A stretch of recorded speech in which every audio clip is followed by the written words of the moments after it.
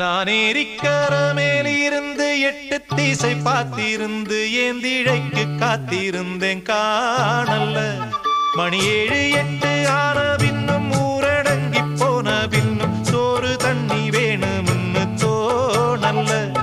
என் தெம்மாங்கு பாட்ட கேட்டு தெங்காத்து ஓடி வந்து தூதாக போக வேணும் அக்கறையில.